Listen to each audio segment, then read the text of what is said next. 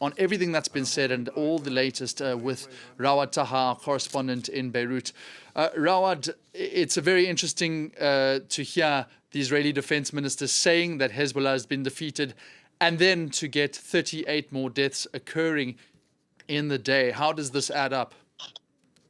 Indeed, in particular, what is very important today is the fact that this heavy death toll is mostly from that single airstrike in Mount Lebanon, north of Beirut, in the town of Almat, in the district of Byblos. An entire building collapsed, was turned into rubble in seconds.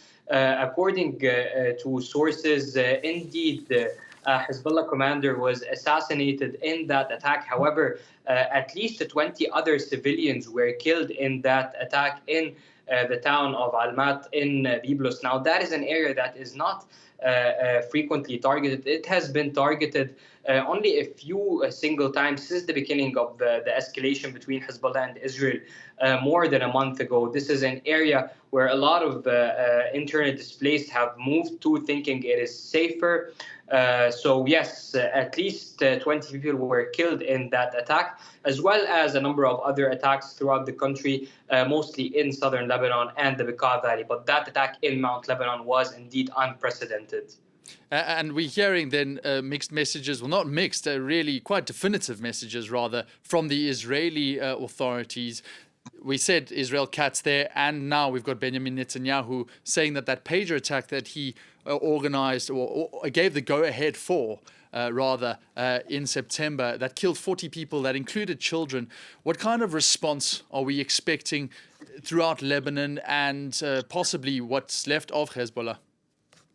So in particular, when it comes to the pagers attack, the Lebanese government and Hezbollah in particular blamed Israel for that attack from the first day of the attack. So it was very evident that the fingers were going to be pointed towards Israel. That was official in statements by the Lebanese caretaker prime minister, and also by Hassan Nasrallah, the former Secretary General of Hezbollah, who was assassinated shortly after the pagers attack. But in his first speech after that attack, Hezbollah did vow response to that pagers attack in particular. Now, we know that the pagers attack was the first attack in a series of attacks which significantly affected Hezbollah. So we've seen the pagers attack first during that week in September, then the walkie-talkies attack the next day. Shortly afterwards, the entire senior commandership of the Radwan elite force was assassinated while they were meeting in Beirut's southern suburbs.